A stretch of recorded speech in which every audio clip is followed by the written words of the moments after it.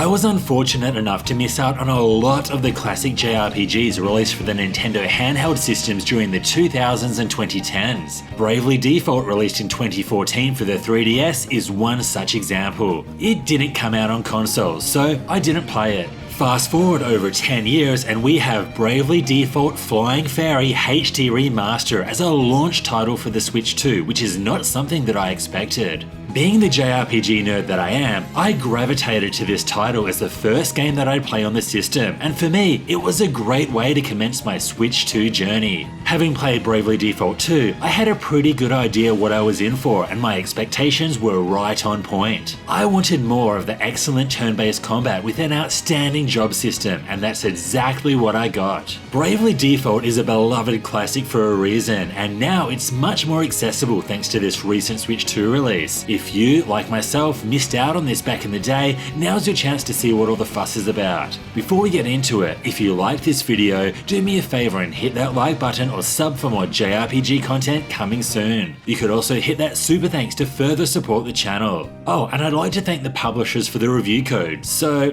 thank you Square Enix. What is your story with Bravely Default? Did you play it on the DS? Are you interested in trying it out for the Switch 2? Let me know in the comments below. Alright, let's get into it.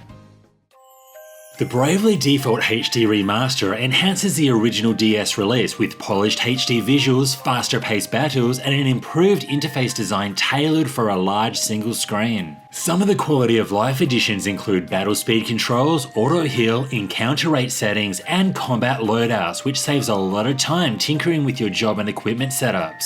The actual content of the original remains untouched except for two brand new minigames that make the most of the Switch 2's Joy-Con controls. This latest Bravely Default release contains everything you'd expect from a modern remaster, making it the perfect way to experience the game if you missed out the first time, or if you want to relive this classic once again with a fresh coat of paint.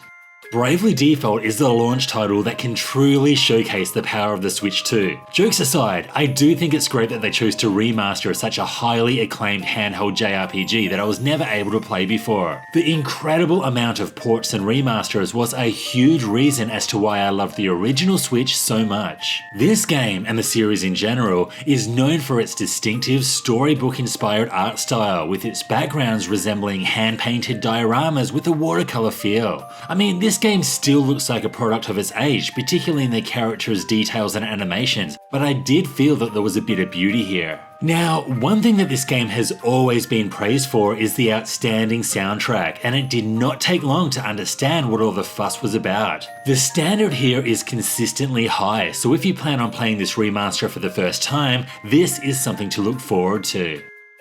The story of Bravely Default revolves around 4 elemental crystals that maintain the balance of the world. The protagonist Tiz and his companions Onyas, Ringabel and Idia set out to awaken the crystals and restore balance. In what initially seems like a pretty straightforward journey, soon takes a turn with a pretty significant twist that made me question how the story was going to progress. But to be completely honest, aside from the twists which take place later in the game, I was not invested in the story. I don't know about you, but I am not a crystal guy. Crystals were great in Final Fantasy 1, but since then, I've rarely taken any interest in them. The same can be said with crystal meth. Do not do drugs, kids. I also found the characters and the dialogue left a lot to be desired. Tiz, for instance, is just your stock standard protagonist that offers very few standout qualities, while the majority of Ringabel's dialogue involves flirting with the opposite sex. Yeah, seen it all before. There's also optional party chats that take place, and these work a lot like the skit systems from the Tales series. I did read all of them, and some of them do provide some useful information, but I rarely found them engaging. Then, I've got to make mention to the story structure after one of the more significant reveals. Here, the story elements are much lighter, with the characters being sent to travel back around the world multiple times to take on the previous bosses once again. This section feels very repetitive because you've done it all before and before. I'm sure that there are some people out there that will enjoy the story, but it just wasn't for me. I would love to know what your thoughts are about it, so let me know in the comments below. While the story didn't ever grab me, the combat certainly did. This battle system, along with the exceptional job system, is by far the standout features of the game and what makes it such a memorable experience. The combat works just like any ordinary turn-based system except for one specific mechanic, the Brave and Default system. If you're unfamiliar, at the start of each turn, each character will gain 1 BP, which is required to perform a single action. Alternatively, you can choose to default, which will save that turn's BP while putting the character into a defensive position. The true strategy is deciding when to brave and when to default, as if you save multiple BP, you can perform multiple actions in a single turn for massive damage. It's also possible to go into negative BP, which will prevent that character from being able to act until their BP has been recovered. This system is really able to shine in the boss fights, as they each have their own strengths, weaknesses, and attack patterns, so you'll need to know when to default and when to go all out with your attacks. The other big consideration is when to unleash a special attack. If a character performs a weapon-specific type of action a certain number of times, they can perform a special ability, which will not only deal damage or heal, but also buff your party for a few turns. In terms of difficulty, Bravely Default can be very challenging, and I struggled with a few of the bosses at the start of the game. However, once I realised that side quest completion is very necessary and a bit of grinding goes a long way, things did become quite a bit easier. Grinding is also made super easy thanks to being able to preset commands and the 4x speed option, so it will never take long to give yourself that extra edge. If I had any issue with this combat system, it would be that in order to examine an enemy to reveal their HP and weaknesses, you'll need to have a party member who has a freelancer job either as a main job or sub job. This is a huge sacrifice to make and resulted in me going into a boss fight, examining the enemy, then reloading my game with the setup that I wanted. A simple item to examine the enemy's HP and weaknesses would have gone such a long way.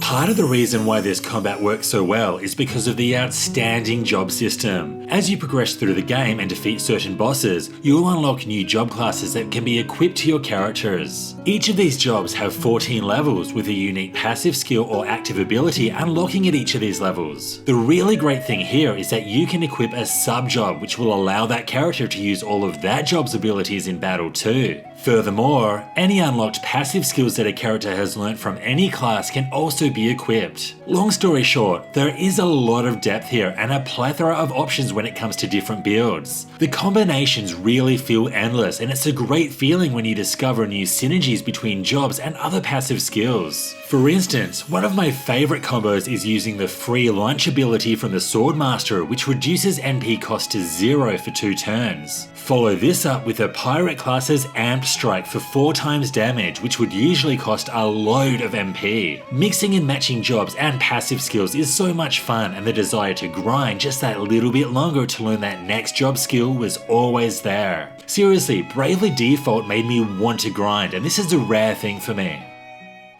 From the outside, the game's exploration may seem very open as you get access to the airship very early in the game, but the truth is, Bravely Default is very linear. There is always some sort of barrier that prevents early entry into an area, and next to nothing to do outside of the main story and side quests. These side quests are clearly marked on the map, so they're hard to miss, and the completion seems essential, not only because they provide brand new job classes for your characters, but also because you'll usually need to complete them to raise your characters to the required level to progress with the main story. One of the other optional activities that you can do is the town building system that centers around reconstructing Norende Village, which is the hometown of the protagonist. This side activity runs in real time and offers valuable rewards like rare items, equipment, and special moves. For instance, you can send one of your villagers to work in the weapon shop for 80 real-time hours to unlock a brand new weapon for purchase. This remaster also comes with a couple of minigames that have been handmade to suit the Switch 2's mouse-like Joy-Con controls. Firstly, we have Ring a Bell's Panic Cruise, where you take the helm of an airship in a first-person view, steer the ship through obstacles, and follow the commands of your allies. This was a load of fun and creates some really frantic moments. Then we have Rhythm Catch, a rhythm-based music game where you need to interact with various elements on the screen to the song's rhythm.